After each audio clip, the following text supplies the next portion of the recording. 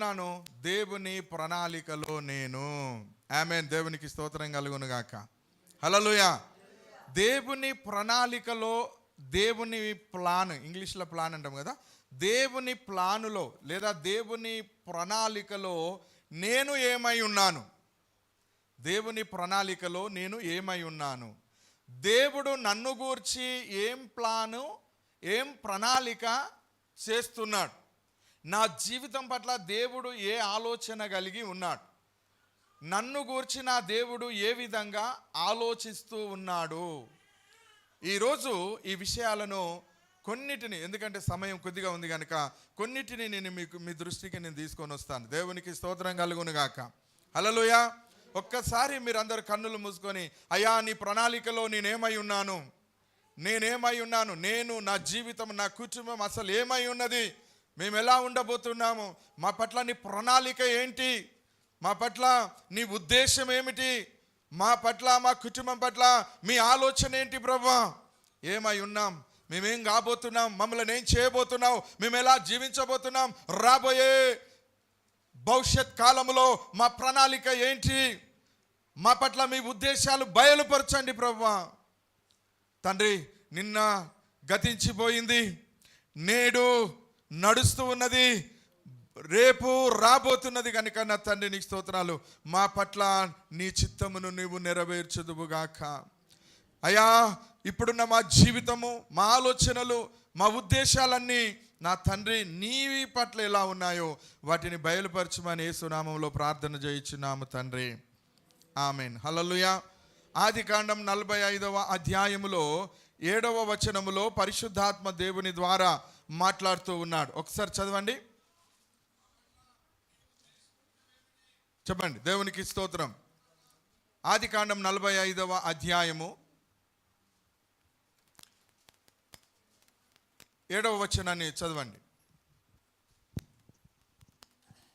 ప్రాణముతో కాపాడుటకును దేవుడు మీకు ముందుగా నన్ను పంపించెను. ప్రాణముతో కాపాడుటకును దేవుడు మీకు ముందుగా నన్ను పంపించెను. 5వ వచనం, అయినను నేనిక్కడికి వచ్చునట్లు మీరు నన్ను అమ్మివేసినందుకు దుఃఖపడకుడి, అది మీకు సంతాపము పుట్టింపనీయకుడి, ప్రాణరక్షణ కొరకు దేవుడు మీకు ముందుగా నన్ను పంపించెను. దేవుడు కొన్ని మాటలు మనకు అర్థమయ్యే రీతిగా బోధించునుగాక. ఆమేన్. ఇక్కడ యాకోబు యొక్క కుమారుడైనటువంటి యోసేపు మాట్లాడుతున్నటువంటి ఈ మాటలను బట్టి కొంత ఆ ఆత్మీయ జీవితాన్ని మనం మెరుగుపరచుకోవడానికి ఇక్కడ అవకాశం ఉన్నది. ఎవరితో చెప్తున్నాడు? మీరు నన్ను అమ్మివేసినందుకు దుఃఖపడకుడి. ఆమేన్. హల్లెలూయా. తన అన్నలతో అంటున్నాడు యోసేపు, మీరు నన్ను అమ్మివేసినందుకు మీరు దుఃఖపడకుడి, మీరు దుఃఖపడకుడి. ఆమేన్. మీరు నన్ను అమ్మి వేశారు, ఓకే, దేవునికి స్తోత్రం కలుగును గాక. మీరు అమ్మి వేసినందుకు చింతపడకుడి, మీరు చింతింపవద్దు, మీరు దుఃఖపడవద్దు. ఎందుకంటే దేవుడు మీకు ముందుగా నన్ను పంపించాడు అని చెప్తూ ఉన్నాడు. ఇక్కడ కొన్ని మాటలు దేవుని బిడ్డలారా మీరు అర్థం చేసుకోండి. ఇప్పుడున్న ఈ పరిస్థితి, ఈ వర్తమాన కాలానికి, ఈ రోజు వరకు ఇప్పుడు మీకున్నటువంటి పరిస్థితులు, గతములో మీకెవరైనా కీడు చేయడం వల్ల, గతములో మీకెవరైనా అపాయము తలపెట్టడం వల్ల, గతములో ఎవరైనా మిమ్మలను వెలివేయడం వల్ల, గతములో ఎవరైనా మిమ్మలను చిన్న చూపు చూడడం వలన, లేదా గతములో ఎవరైనా మీకు శత్రువులుగా ఉండి మిమ్మలను భయపెట్టినందున ఈరోజు ఇప్పుడు ఈ స్థితిలో మీరున్నారు అని నేను అనుకుంటున్నాను. హల్లెలూయా. ఇప్పుడు ఈ స్థితిలో ఇలా ఉండి మీరేమనుకుంటున్నారు? పలాని రోజు పలాని వాడు చేయబట్టి, వాడు కీడు చేయబట్టి నాకు ఈ కష్టం వచ్చింది, పలాని వ్యక్తి చేయబట్టి ఈరోజు నాకు ఈ శ్రమ వచ్చింది, మా ఇంట్లో మా పిన్ని చేయబట్టి మా ఇంటికి బాధలు వచ్చినాయి, మా ఇంట్లో మా డాడీ చేయబట్టి మాకు ఈ బాధలు వచ్చినాయి. లేదా మా పెద్దనాన్న, మా చిన్నాన్న, మా అన్న, మా తమ్ముడు, వాళ్ళ ఇంటి వాళ్ళు, మా పాలోళ్ళు, వీళ్ళందరూ చేయబట్టి మాకు ఈ కష్టాలు వచ్చినాయి అని అనుకునే వాళ్ళు చాలామంది ఉంటారు. ఇప్పటికిప్పుడు కూడా ఉన్న పరిస్థితులు ఒకరికంటే ఒకరికి, భార్యాభర్తల మధ్య కావచ్చు, కుటుంబంలో కావచ్చు, ఏమండి ఇప్పుడు మీ పరిస్థితులు బాగోలేవు, మీ పరిస్థితులు గుడ్గా లేవు, మంచిగా సిచ్యువేషను గుడ్విల్గా లేదు అని అనిపిస్తుంది అని అంటే దేవునికి స్తోత్రం. ఒక క్షణం మీరు ఆగి ఆలోచన చేయండి. ఎవరైనా ఇక్కడ యోసేపును తన సొంత అన్నదమ్ములే అమ్మివేశారు, అవునా? తోడబుట్టిన వాళ్ళు, ఒక్క తండ్రి పిల్లలు తన తమ్ముణ్ణి అమ్మివేశారు. ఎందుకు అమ్మివేశారు? తమ్ముడు చేసిన నేరం ఏంటిది? యోసేపును అమ్మడానికి గల కారణం ఏంటి అంటే, యోసేపుకు దేవుడిచ్చినటువంటి ఒక వరం ఉన్నది. హల్లెలూయా. ఆ వరం ఏంటయ్యా అంటే కలలుగానే వరం. ఆ కలలుగానే వరం ఉన్నది కనుక ఒకరోజు తన అన్నలకు తనకు పడ్డ కలను వివరించి చెప్పాడు. వివరించి చెప్పినందుకు అన్నలకు ఏమొచ్చింది? ఈర్ష్య వచ్చింది. ఈర్ష్య వచ్చింది. మీ పనులన్నీ పడిపోయినాయి, నా ఒక్క పనే నిలబడ్డది అని అంటాడు. పన అంటే తెలుసు కదా, పనులు అంటే ఏంటి? కొన్ని వరిగోయంగా కొన్ని పనులు ఇడిచిపెట్టు అంటాం చూడు, పనములే. అలా అప్పుడప్పుడు పరిగెరు కొనేటోళ్ళకో లేకపోతే దానికో కొన్ని పనులు ఇడిచిపెడతారు. పనులు అంటే అక్కడకో గంట ఇడిచిపెడతారన్న, గంటల సాగం వచ్చి కొన్ని ఇడిచిపెడతారు కొడవలికి అందక పనులు. అయితే ఈ పనులన్నీ ఒక కట్ట కట్టి, అన్ని కట్టలు కట్టి పెడితే అన్ని పనులు కట్టలన్నీ కింద పడ్డాయి, ఒక యోసేపు పన నిలబడ్డది. అది చెప్పినందుకు ఆ కళ వాళ్ళకి అర్థమైపోయి, నువ్వు మేమందరం పడిపోతాం, నువ్వు నిలబడ్డావంటే నువ్వు మమ్మల్ని ఏలుతావా అని చెప్పేసి వాళ్ళు కక్ష కట్టేశారు. తర్వాత తల్లిదండ్రుల గురించి ఒక కళ వార్త చెబితే తల్లి తండ్రి ఇద్దరు కూడా యోసేపును గద్దించారు. తల్లిదండ్రులు కూడా గద్దించారు, ఇటు అన్నదమ్ములు కూడా గద్దించారు. చివరికి వస్తే హల్లెలూయా ఏం చేశారంటే, ఇదిగో ఈ కలలు వాడు వస్తున్నాడు, అతడు మన మీద అధికారిగా ఉంటాడని అతడు కలలు కంటున్నాడు కనుక అతన్ని మనం చంపేద్దాము అనుకున్నారు. ఆయన ఎందుకు వస్తున్నాడు? అన్నలకు ఆహారం తీసుకొస్తున్నాడు. గొర్రెలు కాస్తున్నటువంటి, మందను కాస్తున్న తన అన్నలకు, అడవిలో ఉన్నటువంటి అన్నలకు ఆహారం తీసుకొస్తుంటే అడవిలో ఉన్న అన్నలు ఆయనను చూసి ఏమంటున్నారు? వాడు కలలు కానటోడు వస్తున్నాడు, వాడిని చంపేద్దామంటున్నారు. హల్లెలూయా. అన్నలకు ఆహారం తీసుకొద్దామని సంబరంతో తమ్ముడు వస్తుంటే అన్నలు ఏం చేస్తున్నారు? వాడిని చంపడానికి ప్రయత్నము చేస్తున్నారు. లోకంలో ఇదే జరుగుతుంది. హల్లెలూయా. నువ్వు ఒకరికి, నీ అన్నకో నీ తమ్మునికో నువ్వు మేలు చేద్దామని నువ్వు చూస్తావు, కానీ నీ అన్నలు నీ తమ్ములు నిన్ను చంపాలని ప్రయత్నం చేస్తున్నారు అనడానికి ఇది చక్కటి ఎవిడెన్స్ అండి, చక్కటి ఎవిడెన్స్. నీ అన్న నిన్ను ఓర్చుకోడు, నీ తమ్ముడు నిన్ను ఓర్చుకోడు, నీ అక్క నిన్ను ఓర్చుకోదు, నీ చెల్లె నిన్ను ఓర్చుకోదు, ఇంతెందుకు నీ చుట్టూన్న వాళ్ళు ఎవరు కూడా నిన్ను ఓర్చుకోరు, ఎవరు నిన్ను సహించరు, నిన్ను చంపేయాలనే చూస్తారు. ఒకవేళ చంపడం ఏంటంటే ఆర్థికంగా నిన్ను నాశనం చేయాలని, లేదా ఆర్థికంగా నిన్ను కూలద్రోయాలని, నీవు హీనమైన స్థితిలోకి రావాలని వాళ్ళు చూస్తారు. అవసరమైతే నిన్ను ఉన్న ఊళ్ళకెళ్ళి నిన్ను నిల్లగొట్టాలని వాళ్ళు ప్రయత్నం చేస్తూ ఉంటారు. నీకు వచ్చే అటువంటి పాలి భాగమును నీకు ఇవ్వకుండా వాళ్ళు ఆపేస్తారు. నీ తోడున్న వాళ్ళే కావచ్చు, నీ తోడబుట్టిన వాళ్ళే కావచ్చు, నీ ఇంటి వాళ్ళే కావచ్చు, నిన్ను చంపాలని చూస్తూ ఉన్నారు. ఇది దేవుడు మనకు బయలుపరుస్తూ ఉన్నాడు. అన్నదమ్ములు భూకొట్లాటలో కొట్లాడుకుంటున్నారు, భూముల కొరకు జాగల కొరకు కొట్లాడుకొని కత్తులతోని పొడుచుకొని చచ్చిపోతున్నారు. లేదా? అవునా కాదా? తల్లిదండ్రుల ప్రేమ ఇలలో కరువాయే, అన్నదమ్ముల ప్రేమ ఆదరించకపాయే. తల్లిదండ్రుల ప్రేమ ఇలలో కరువాయే, అన్నదమ్ముల ప్రేమ ఆదరించకపాయే. ఓ యేసయ్యా నింగిని విడిచిరావా, రాయేసయ్యా రెండవ రాకడా. హల్లెలూయా. అవునా కాదా? అన్నదమ్ములే కొట్టి చంపాలని చూస్తున్నారు, అక్కజెల్లెళ్ళు కొట్టి చంపాలని చూస్తున్నారు. అలాంటి సమాజంలో ఈరోజు మనం ఉన్నాం. ఇది 1000 సంవత్సరాల క్రితమే ఇది జరిగింది అంటే ఈనాడు ఎంత భయంకరమైన స్థితిలోకి మనం వచ్చి ఉన్నాం. నువ్వు అనుకుంటున్నావా నీ చెల్లె నిన్ను ప్రేమిస్తుందని? నువ్వు అనుకుంటున్నావా నీ అక్క నిన్ను ప్రేమిస్తుందని? నువ్వు అనుకుంటున్నావా నా తమ్ముడు, నా సర్వం, నా అన్న, నా సర్వం, వీళ్ళు తప్ప నాకు ఎవరు లేరు అని నువ్వు అనుకుంటున్నావా? ఒక్కరోజు వాళ్ళు నీ సావు కొరకు ఎదురు చూస్తున్నారన్న సంగతి నువ్వు గుర్తు చేసుకో. కన్న బిడ్డలే, కడుపున పుట్టిన వాళ్ళే తల్లిదండ్రులను చంపడానికి కసాయితనాన్ని కూడగట్టుకుంటూ ఉన్నారు. తెలుసా మీకు? తల్లిని కొట్టి చంపిన కొడుకులు లేరా? తండ్రిని కొట్టి చంపిన పిల్లలు లేరా? కన్న తండ్రి చచ్చిపోతలేడని, ఇంకా వీనికి మరణం ఎత్తలేదని, వృద్ధాప్యంలో ఎంతసేపు సేవ చేయాలని మందు పెట్టి చంపిన పిల్లలు ఉన్నారండి నాకు తెలిసిన వాళ్ళు. ఇలాంటి ఒక దుస్థితి ఉన్నటువంటి పరిస్థితుల మధ్య ఉన్నాం. ఓకే, ఎవరైతే ఇలాంటి సిచ్యువేషన్లో ఉన్నారు, ఇప్పటికీ మీరు ఈ స్థితిలోనికి రావడానికి కారణం, ఒకవేళ ఇలాంటి ప్రమాదకరమైన స్థితిలోకి రావడానికి కారణం ఒకవేళ వాళ్ళు అయి ఉండవచ్చు, నీ శత్రువులు అయి ఉండవచ్చు. నిన్ను నమ్మిన వాళ్ళు నిన్ను మోసం చేయొచ్చు. ఓకేనా? హల్లెలూయా. ఒకవేళ నిన్ను నమ్మిన వారు నిన్ను వెళ్ళి వేయవచ్చు. అయినా దేవునికి స్తోత్రం, ఒకటి మాత్రం గుర్తుంచుకోవాలి, దేవుని ప్రణాళికలో గనుక నీవు ఉంటే, హల్లెలూయా, దేవుని ప్రణాళికలో గనుక నువ్వు ఉంటే, ఎవరైనా నిన్ను మోసము చేసి, ఎవరైనా నిన్ను హేళన చేసి, అవమానపరిచి, నిన్ను ఇంట్లోకి వెళ్ళి వెళ్ళగొట్టాలి, ఊరు నుండి వెళ్ళగొట్టాలి, లేదా మా దగ్గర ఉండకుండా దూరం వెళ్ళగొట్టాలని ఎవరైతే ప్లాన్స్ వేశారో అవన్నీ కూడా దేవుని ప్రణాళికలో ఒక భాగమే. హల్లెలూయా.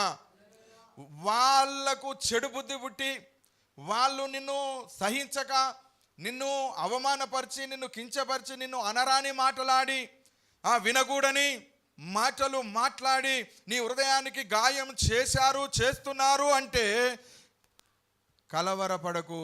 దాని ద్వారా నీకు దేవుడు మంచి చేయబోతూ ఉన్నాడు. హల్లెలూయా. అంతా నా మేలుకే, ఆరాధన యేసుకే, అంతా నా మంచికే, తన చిత్తమునకు తల వంచితే, తన చిత్తమునకు తల వంచితే. హల్లెలూయా. అంతా మన మేలుకే. ఎవడైనా కీడు చేసిండా? హల్లెలూయా. ఎవడైనా నీకు అన్యాయం చేసిండా? యేసు రక్తమే జయం. ఎవడైనా నిన్ను వెలివేస్తున్నాడా? ఆమేన్. ఎవడైనా నిన్ను అవమానపరుస్తున్నాడా? డోంట్ వరీ, ఆమేన్. దేవుని చేతిలో నువ్వు ఉన్నావు, ఈ విషయాన్ని నువ్వు మర్చిపోవద్దు. ఆమేన్. దేవుని చేతిలో నువ్వు ఉన్నావు. అయినా ఎందుకు వాళ్ళ ద్వారా నాకు ఇన్ని కష్టాలు, ఎందుకు వాళ్ళ ద్వారా నాకు ఇన్ని శ్రమలు, ఎందుకు వాళ్ళ ద్వారా నేను నమ్మిన వాళ్ళే నన్ను మోసం చేస్తున్నారు, ఎందుకు నాకు ఇన్ని కష్టాలు, ఎన్ని శ్రమలు, ఎన్ని బాధలు, ఎందుకని నువ్వు అనుకుంటున్నావేమో. ఆమేన్. అవన్నీ దేవుడు నిన్ను బయటికి తీసుకొని రావడానికి ఉంచినటువంటి ముళ్ళు.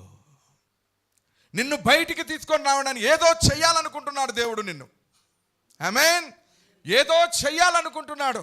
అందుకే ఎక్కడో ఉన్న నిన్ను ఇక్కడికి రప్పించాడు, వెళ్ళిపోతున్న నిన్ను ఆపేశాడు, చేయవలసిన పని చేయకుండా దాన్ని దూరం చేసేశాడు, ఏమీ లేని నిస్సాయ స్థితిలోకి ఇప్పుడు నిన్ను రప్పించాడు. ఎందుకు?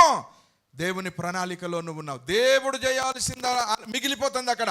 అది చేయడానికే దేవుడు ఇవన్నిటిని నీ జీవితంలోకి అనుమతించాడు.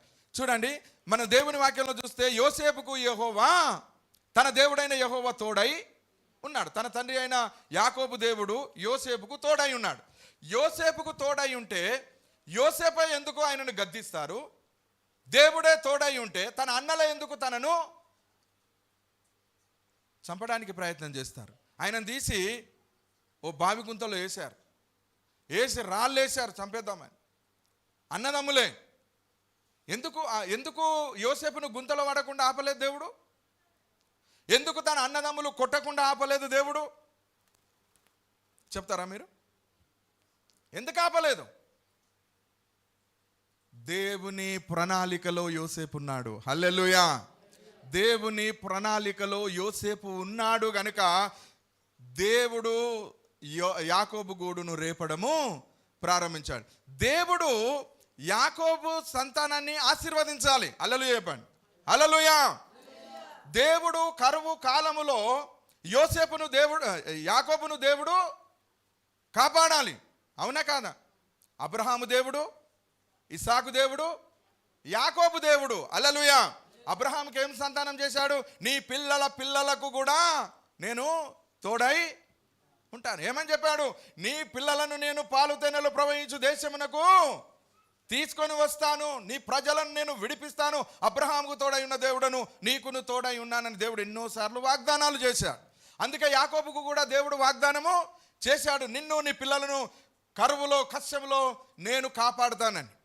ఇప్పుడు వీరు నివసిస్తున్నటువంటి దేశంలో, దేవునికి స్తోత్రం, హల్లెలూయా, దేశంలో నుండి యోసేపును దేవుడు బయటికి తీసుకొస్తూ ఉన్నాడు. హల్లెలూయా. యోసేపు ఇంటిలో యోసేపును యాకోబు బహుగా ప్రేమిస్తున్నాడు. యోసేపు మీద ఉన్నటువంటి మనసు యాకోబుకు ఎవ్వరి మీద లేదండి. దేవునికి స్తోత్రం. తన చిన్న కుమారుడైన బెన్యామీను మీదను యోసేపు మీదను వీళ్ళిద్దరి మీదనే ఆయనకు బాగా ప్రేమ ఉంది. కనుక ఈయనను దగ్గర పెట్టుకుంటున్నాడు. యాకోబు దగ్గర పెట్టుకుంటున్నాడు. అన్నలనేమో కొడుకులందరినేమో పనులు పంపిస్తున్నాడు, వీళ్ళను దగ్గర పెట్టుకుంటున్నాడు. కానీ దేవుని ప్రణాళిక యోసేపు మీద ఉంది. హల్లెలూయా. వీళ్ళందరూ ఎక్కడికి రారు. యోసేపును ఆ ఇంటి నుండి ఎట్లా బయటికి తీసుకురావాలనేది దేవుడు ఆలోచన చేశాడు. ఎలా బయటికి తీసుకురావాలి? ఓ కళనిచ్చేశాడు. దేవునికి స్తోత్రం, హల్లెలూయా. భేదములు పుట్టాలి కదా, భేదములు కలగాలి కదా. అయ్యో ఎవరు సపోర్ట్ చేస్తలేరు? భేదములు ఎట్లా పుడతాయి? దేవుడు ఈ కళ అనే వరాన్ని ఇచ్చిండు కనుక ఇప్పుడు ఏమైంది? ఆయన కళ చెప్పేసరికి వాళ్ళకి ఈర్ష్య వచ్చింది. నీకేదైనా మంచి కృపావరం ఉన్నదనుకో, వీళ్ళందరికీ ఈర్ష్య వస్తుంది. నువ్వు ప్రవచనం చెప్పుతా అంటే ఈయనకేస్తుందా ప్రవచనం, మాకు లేదా అని ఈర్ష్య వస్తుంది. ఎవరైనా దర్శనం చెప్పుతా, నీకే దర్శనం ఉన్నదా, మాకు లేదా అని వీళ్ళకి వస్తుంది. ఇక కొంతమంది ఓబ్బో నీకు దర్శనాలు ఉన్నాయి, నీకు వారాలు ఉన్నాయి, మాకు ఏమి లేదా తీయరాదు అంటారు. కొంతమంది ఏం పట్టించుకోనట్టు, మాకేమున్నది తీయరాదు, అన్నీ మీకే ఉండే, భాషలు మీకే ఉండే, వరాలు మీకే ఉండే, కృప మీకే, అన్నీ మాకేమో ఏమీ లేవా, మీరేమో నీతి మందులా, మేము పాపరమే, అయితే మీరే ఉండరు గుళ్ళో మేము పోతాం ఎటన్నా వేరే కాడికి అని చెప్పి వెళ్ళిపోయారు. చాలామంది ఉంటారు. ఒక్కడి గుర్తుపెట్టుకోండి, హల్లెలూయా, ఒక్కడి గుర్తుపెట్టుకోండి, దేవుడు నిన్ను బయటికి తీసుకురావాలి అనుకున్నప్పుడు నిన్ను లేపడానికి దేవుని దగ్గర ఒక ప్రణాళిక ఉంది. అక్కడి నుంచి వెళ్ళి నిన్ను లేపాలి. ఎందుకు లేపాలి? హల్లెలూయా. యాకోబుకు, అబ్రహాముకు, ఇస్సాకు దేవుడు ఏం వాగ్దానం చేసిండో ఆ వాగ్దానాన్ని నెరవేర్చాలి కదా. మనం అంటే మర్చిపోతామండి, మానవులం. మాట ఇచ్చిన దేవుడు మర్చిపోతాడా? తల్లి నిన్ను మరచిన మరువవచ్చును, తండ్రి నిన్ను విడిచిన విడువవచ్చును, ఎవరైనా మరచినా మరువవచ్చును, మాట ఇచ్చిన దేవుడు నిన్ను మరచిపోవునా, మాట ఇచ్చిన దేవుడు నిన్ను మరచిపోవునా. హల్లెలూయా. మనుష్యులు మర్చిపోతారు, కానీ మాట ఇచ్చిన దేవుడు మర్చిపోడు. ఎందుకంటే వీరు నివసిస్తున్నటువంటి దేశంలో 7 సంవత్సరాలు కరువు రాబోతుంది. హల్లెలూయా. 7 సంవత్సరాలు కరువు రాబోతుంది కనుక ముందస్తు ప్రణాళికగా యోసేపును దేవుడు బయటికి తీసుకొస్తూ ఉన్నాడు. ఆ తీసుకొచ్చే క్రమంలోనే అన్నలకు కోపం పుట్టించాడు. హల్లెలూయా. అన్నలు ఆయనను చంపుదామని ప్రయత్నం చేశారు. బొందలు వేసి రాళ్లతో కొట్టినా దేవుడు యోసేపుకు ఆవగింజంత హాని కలగనీయలేదు. అన్నదమ్ములు కొట్టినా అన్నదమ్ముల మీద ద్వేషాన్ని పెంచుకోవడానికి యోసేపుకు మనసు ఇవ్వలేదు. ఆయనను చంపాలని చూసిన ఓ అన్నలారా నన్ను కాపాడనని మొరపెట్టాడే కానీ నన్నెందుకు చంపుతున్నారు, మీరు నాశనం కావాలని శపించలేదు. అన్నలను బ్రతిమలాడుకున్నాడు. అన్నలారా నన్ను బయటికి తీయండి, నన్ను బయటికి తీయండి అని చెప్పేసి మొర్ర పెట్టుకున్నాడు. ఏడుస్తూ ఉన్నారు. ఒక్కొక్కసారి నీ పట్ల కూడా నీ కుటుంబ పరిస్థితులు కావచ్చు, నీ ఇంటి పరిస్థితులు కావచ్చు, బయటి పరిస్థితులు కావచ్చు, నీ మనుషుల పరిస్థితులు అలా నీ మీద కనికరము లేకుండా వాళ్ళు కఠినంగా నిన్ను శిక్షించిన, కఠినంగా నిన్ను చూస్తున్న, జాలి దయ కనికరము ప్రేమ నీ మీద చూపకుండా నిన్ను చాలా భయంకరంగా వెలివేసిన, నువ్వు భయపడకు, దేవుడు నీకు తోడుగా ఉన్నాడు. ఇంత కఠినత్వం వాళ్ళు చూపడానికి దేవుడు అవకాశం ఇస్తే తప్ప ఎవడు నీ మీద కఠినత్వం చూపడు. నువ్వెంత ప్రార్థించిన కార్యం జరుగుతలేదు అంటే ఆయాసపడకు, దాని వెనుక వచ్చే ఫలితం వేరే ఉన్నది. ఆ ప్రణాళికలో నువ్వు ఉన్నావు, దేవుని ప్రణాళికలో నువ్వు ఉన్నావు. దేవునికి స్తోత్రం. ఒకరోజు దేవుడు నిన్ను ఒక ఉన్నతమైన స్థితిలోకి తీసుకొని వెళ్ళడానికి, నిన్ను నీ ఇంటిలో నుండి బయటికి తీసుకొని రావడానికే కొన్ని శ్రమలు, కొన్ని కష్టాలు నీ జీవితంలో అనుమతిస్తాడు దేవుడు. హల్లెలూయా. ఇప్పుడున్న ఏ పరిస్థితే కానీ, నీకు నొప్పే కానీ, జ్వరమే కానీ, రోగమే కానీ, ఏ భయాలైనా కానీ భయపడకు. ఎందుకంటే యోసేపుకు తోడై ఉన్న దేవుడు నీకు తోడై ఉన్నాడు. ఆమేన్. ఆయన రక్తంలో కడగబడిన మనకు ఆయన తోడై ఉన్నాడు. ఈ రోజు వరకు నీవున్న ఈ పరిస్థితులన్నిటిని దేవుడు అనుమతించాడు. రేపు రాబోయే భవిష్యత్ కాలంలో నీ జీవితం చాలా ఆశీర్వదించబడబోతుంది. నిజం చెప్తున్నాను, వచ్చే సంవత్సరాలలో మీ బ్రతుకులన్నీ మారిపోతాయి. నమ్మండి, మీ జీవితాలలో గొప్ప గొప్ప క్రియలు మీరు చేయబోతున్నారు. మంచి ఉద్యోగాలు, మంచి ఇల్లు, ఆమేన్, హల్లెలూయా, మంచి భార్యలు, మంచి భర్తలు, ఆమేన్, దేవుడు మీ జీవితంలో అనుమతించబోతున్నాడు. మంచి సంతానం దేవుడు మీ జీవితంలో అనుమతించబోతున్నాడు. రాబోయే భవిష్యత్ కాలం అంతా నీకు ఆశీర్వాదకరంగా ఉండబోతుంది. ఆమేన్. దైవచిత్తమైతే ఇదే వాక్యమును పార్ట్ 2గా మనం వచ్చే వారంలో చెప్పుకొని మనం ముగించుకుందాం. దేవుడు కొన్ని మాటలు మనందరి హృదయంలో ఫలింపజేయునుగాక. ఆమేన్. అందరం లేచి నిలబడదాం. దేవునికి స్తోత్రం. అందరం లేచి నిలబడదాం. సర్వోన్నతమైన స్థలములలో దేవునికి మహిమయు, ఆయనకిష్టులైన మనుషులకు భూమి మీద సమాధానము కలుగునుగాక. ప్రియమైన దేవుని బిడ్డలారా, ఇప్పుడున్నటువంటి పరిస్థితులకు మీరు దిగులు పడకండి, ఇప్పుడున్న పరిస్థితులకు మీరు భయపడకండి. ఇప్పుడున్న పరిస్థితులన్నిటినీ మీరు అధిగమించాలి. ఎందుకంటే ఏదో ప్రణాళిక ఉంది, ఏదో దేవుని ప్లాన్ ఉంది, ఏదో దేవుడు నా పట్ల చేయబోతున్నాడు కనుకనే ఈ కష్టాలు నేను అనుభవించవలసి వస్తుందని నువ్వు ధైర్యం కలిగి ఉండు. ఏదో శ్రమ నాకు రాబోతుందని భయపడకు. ఎన్ని శ్రమలు వచ్చినా నన్ను తప్పించడానికి నా దేవుడు నాకు తోడుగా ఉన్నాడన్న ఒక ధైర్యం నీలో ఉండనివ్వు. గుంతలో పడవేసిన యోసేపు ధైర్యముగా ఉన్నాడు. అయినా పర్వాలేదు, యోసేపుకు తన దేవుడు తోడై ఉన్నాడు. తన తండ్రి దేవుడు యోసేపుకు తోడై ఉన్నాడు. ఆమేన్. నీకు నీ యేసయ్య పరిశుద్ధాత్మ దేవుడు, తండ్రి అయిన దేవుడు తోడై ఉన్నాడు కనుక ఏ పరిస్థితులకు భయపడకు, ఏ ప్రతికూల పరిస్థితులకు భయపడకు, ఎలాంటి కరువుకు నువ్వు భయపడకు. రాబోయే కరువును తప్పించడానికే ఈ రోజు ఉన్న స్థలములో నుండి దేవుడు నిన్ను బయటికి తీసుకొని వస్తూ ఉన్నాడు. తన దక్షిణాస్తము చేత నీ కుడి చేయి పట్టుకొని ఆయన నిన్ను నడిపిస్తూ ఉన్నాడు. ఎక్కడికి వెళ్ళినా వస్తానన్నావు, తోడుగా నాతో ఉంటానన్నావు. దేవుని బిడ్డలారా, అన్నలు కొట్టుచూ ఉన్నా దేవుడు యోసేపుకు తోడై ఉన్నాడు. యోసేపును చంపాలని చూస్తున్నా యోసేపుకు దేవుడు తోడై ఉన్నాడు. ప్రియమైన దేవుని ప్రజలారా, ఇప్పుడు ఎక్కడ ఏ స్థితిలో మీరు ఉన్నా అవి దేవుడు అనుమతిస్తున్నాడు నీ జీవితంలో. రేపు బలమైన ఆయుధముగా నిన్ను తయారు చేయడానికి, దేవుని పరిశుద్ధాత్మతో నిన్ను నింపడానికి, పరిశుద్ధ అగ్ని కణముగా నిన్ను మార్చడానికే ఈ పరిస్థితిలో.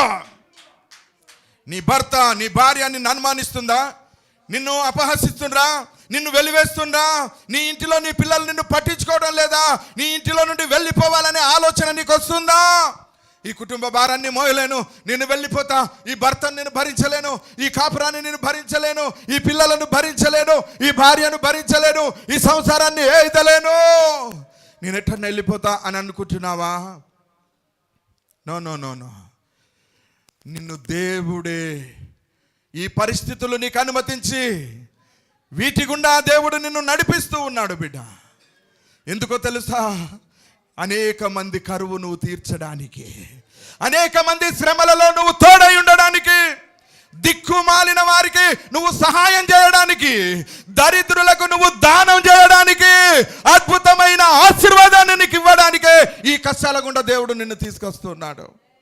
ఈ శ్రమల గుండా నిన్ను తీసుకొస్తున్నాడు. జడియకు, భయపడకు, స్టడీగా నిలబడు. ఈ శ్రమలలో నిలబడు, ఈ కష్టంలో నిలబడు, ఈ బాధలో నిలబడు.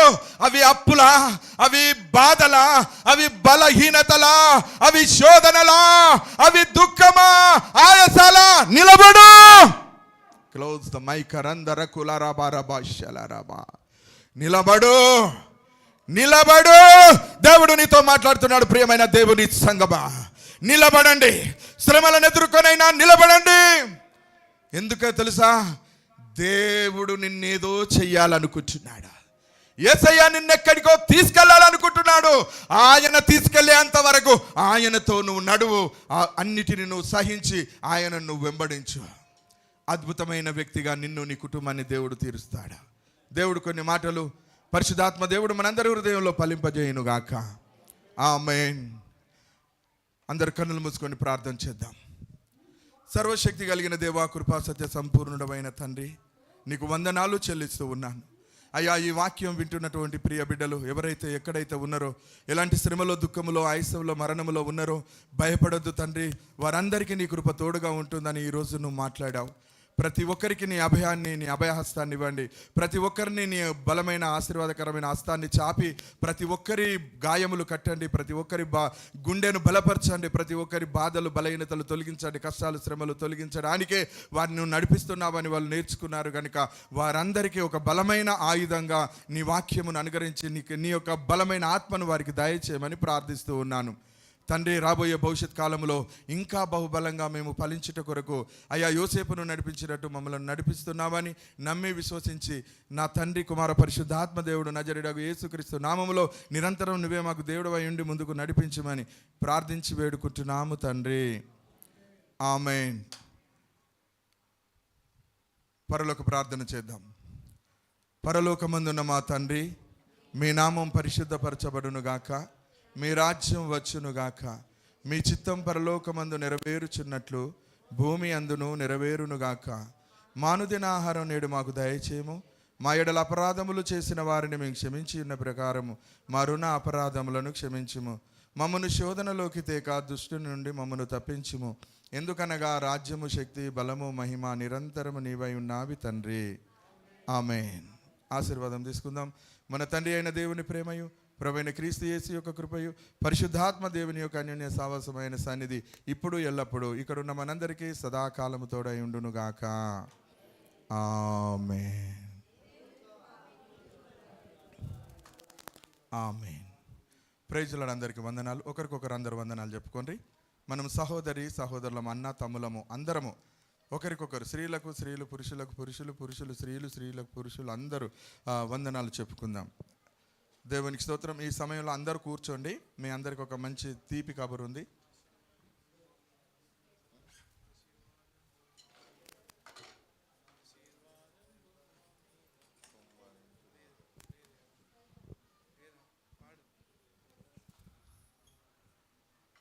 ఓకే, మళ్ళీ అందరం నిలబడదాం. మళ్ళీ ఎవరి స్థానానికి వచ్చి వాళ్ళం నిలబడదాం. ఆశీర్వాదంబుల్ మా మీద వర్షింపజేయుమిషా.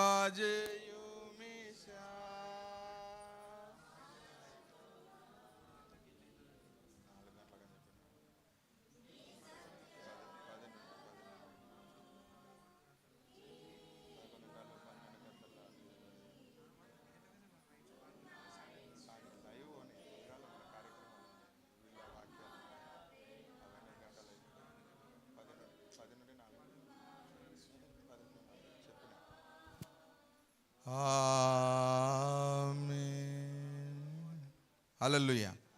అందరు కూర్చోండి. అందరు కూర్చోండి. అందరికీ సమయానుకూలంగా 2 గంటలకు మనం ముగించేసుకున్నాం. దేవునికి స్తోత్రం. ఓకే, మీ అందరికీ స్వీట్ ఉంది. మన